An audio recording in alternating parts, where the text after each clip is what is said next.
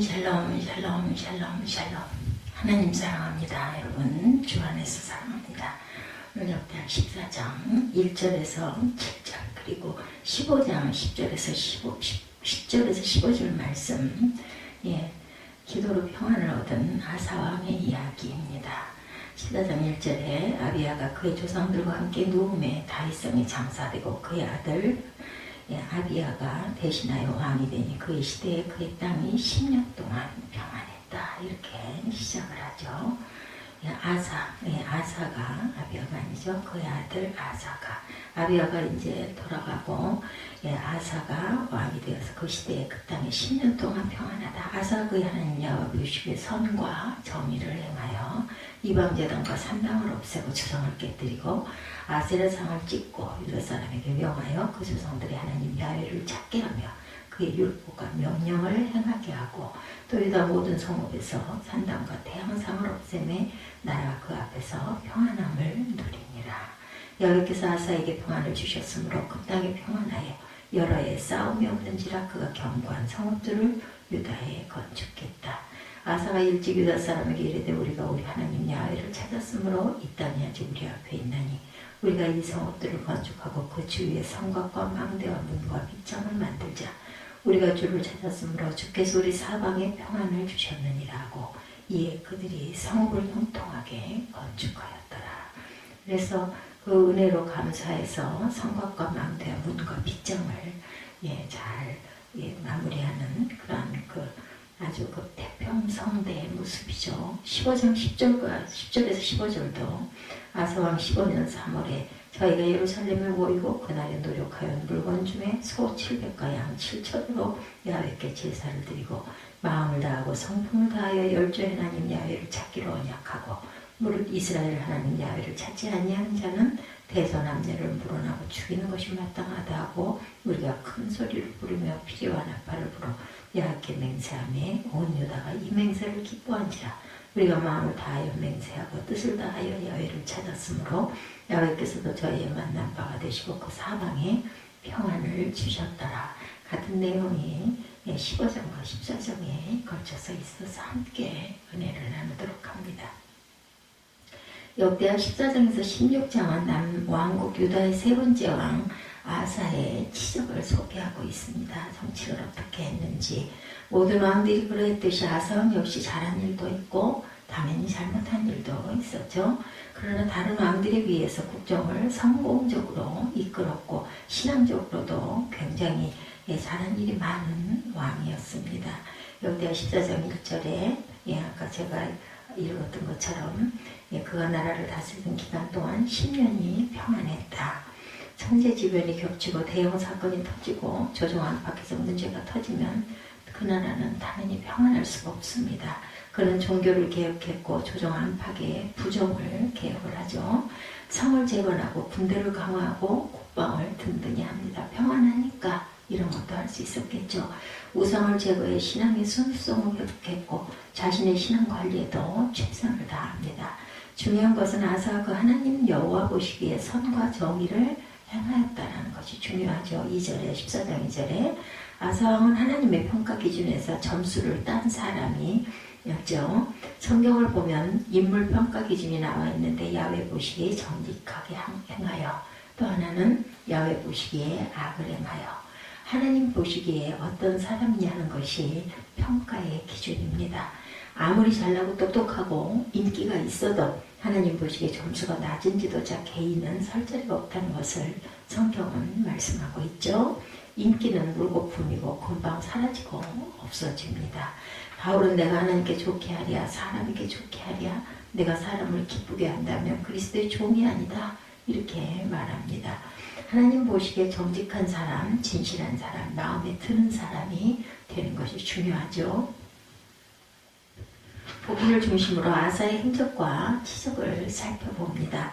그는 우상을 타파했죠. 14장 3절과 5절에 이방 제단과 산당을 없이 하고 주상을 배파하며 아세라상을 찍고 유다 모든 성읍에서 산당과 태양상을 없이 했다라고 증거하죠.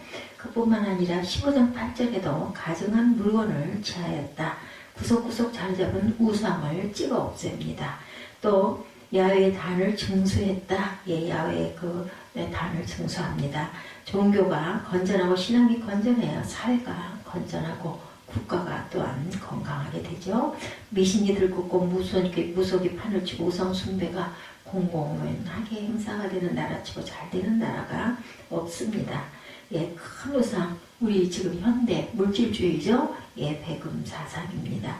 물론 물질은 하나님의 은총이지만 숭배의 대상은 돼서는 안 되겠죠. 우리나라에 뭐 점집이 성행하는 이유도 점을 봐서 자기가 물질적으로 부유해지겠다는 목적 때문입니다. 예, 그리고 또한 대학촌이나 이런 곳도 또한 결혼을 하는 중대사를 놓고도 그런 것을 찾기도 합니다. 뭐 정치적으로 뭐 대통령이 되고 싶고 국회의원이 되고 싶고 시의원이 되고 싶은 사람들도 그런 것을 찾고, 심지어는 기독교인들도 어떤 그런 큰 행사가 있거나 그런 개인적으로 그런 일이 있을 때는 거기를 찾아가기도 한다고 그러죠. 오늘 기독교의 가장 큰 적은 이단이 아니라 물질주의, 그리고 또한 바알주의, 성공주의, 현세주의 이런 것들입니다.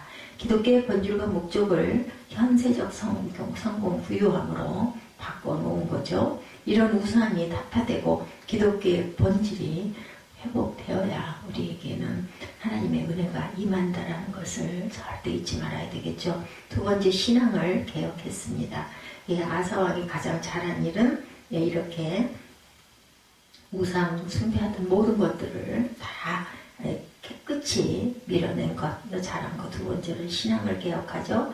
4절에 역대하 14장 4절에 야훼를 구하게 하며 그 율법과 명령을 행하게 하고, 야훼께 또한 제사하고 마음을 다하고 성품을 다하여 열조의 하나님 야훼를 찾기로 언약을 하고 뜻을 다하여 야훼를 찾았으므로라고 했고, 또한 15장 18절에 보면 부친의 구별한 물건과 자기의 구별한 물건, 은과 금과 기명들을 하나님의 전에 드렸다, 이렇게 나타나 있습니다. 없애고 버린 것만으로 끝내지 않고 하나님께 제사드림으로 예배를 회복했고, 하나님을 찾음으로 신앙과 영성을 회복하고, 무상에게 바쳤던 물질들을 하나님께 바치는 청지기 신앙을 회복합니다. 여기서 우상 숭배의 기본 개념이 무엇인가 찾아보게 되죠. 하나님을 찾지 않는 것, 하나님 대신 다른 것을 섬기는 것, 하나님보다 소중하다고 여기는 것들, 그것을 위해서 돈을 쓰고 투자를 하는 것은 우상 숭배입니다. 우리도 신앙을 개혁해야겠죠. 나 중심에서 하나님 중심으로, 또한 세상 중심에서 하나님 중심으로 그 중심축을 바꿔야 되겠죠. 내 인생, 내 사업, 내 가정, 내 회사, 내 계획, 내 꿈의 중심에 내가 서지 말고 하나님이 서시게 해야 되죠. 예, 셀이든 쓴 책 가운데, 셀든이 쓴 책 가운데 거룩한 발자취라는 책이 있습니다. 주님이라면 어떻게 하실 것인가, 이렇게 번역이 되기도 했는데, 그 책에 등장하는 사람은 주님이라면 이 일을, 이 경우에 이 자리에 어떻게 하실까, 이런 것을 생각을 한 내용입니다. 주님이라면 그 노래를 그 자리에서 부를 것인가라는 그런 생각이 나게 하는, 유명한 일간신문의 사장은 주님이라면 이 기사를 내보낼 것인가, 이것을 생각을 했다고 그러죠. 돈 많은 실업가는 주님이라면 이 사업을 할 것인가, 유명한 가수라면 이 노래를 하나님 앞에서 부를 수 있는 것인가, 이런 걸 생각을 했다. 유명한 문학가는 주님이라면 이런 거를 쓰실 것인가 라는 것을 생각을 합니다. 바로 그런 생각과 삶이 개혁된 신앙생활이다. 사람들은 교회 개혁하면 제도도 고치고 법을 고치고 절차를 고치고 이런 것을 생각하지만, 개혁은 내가 먼저 예수 중심, 십자가 중심의 사람으로 변화되는 것으로 시작이 돼야 됩니다. 그렇기 때문에 아사왕은 하나님을 구하고 찾고 예배하고 드리는 것을 개혁의 근간으로 삼죠. 세 번째는 그리고 또한 기도합니다. 구했다, 찾았다는 것은 기도했다라는 거죠. 이렇게 모든 우상을 타파하고, 그리고 또한 신앙을 하나님 중심으로 개혁하고, 그리고 또한 기도로 구합니다. 14장 11절에 그 하나님 야훼께 부르짖어 가로되, 15장 14절에 우리가 큰 소리로 부르며, 이렇게 증거하죠. 왕 자신도 기도했고 백성들도 당연히 함께 기도해야 한 거죠. 그 기도 내용이 14장 11절에 우리를 도우소서, 주를 의지하오니 사람으로 주를 이기지 못하게 하옵소서. 그는 백성과 함께 하나님을 향해 큰 소리로 도와달라 하나님을 이길 자가 없게 해달라 이렇게 기도합니다. 성경을 보면 하나님께 기도한 사람들은 한결같이 성공하고 복을 받죠. 죄를 범했더라도 기도하면 용서받고, 길이 막혔더라도 기도하면 길이 열리고, 병들었다도 기도하면 고침을 받습니다. 기도하죠. 기도는 문제 해결의 열쇠고 하나님 마음을 움직이는 언어입니다. 기도만 하나님을 설득할 수 있고 인생의 방향을 바꿀 수 있는 것은 오직 기도밖에 없죠. 그 결과를 보니 14장 5절에 평안함을 얻었다. 14장 6절에 평안하여 여러 해 싸움이 없었다. 14장 7절에 우리가 주를 찾았으므로 주께서 우리에게 사방에 평안을 주셨다. 15장 15절에 뜻을 다하여 야훼를 찾았으므로 야훼께서도 저의 만난 바가 되시고 그 사방에 평안함을 주셨다. 이렇게 증거됩니다. 한마디로 기도의 결과, 하나님께 돌아온 결과는 평안이었음을 알 수가 있죠.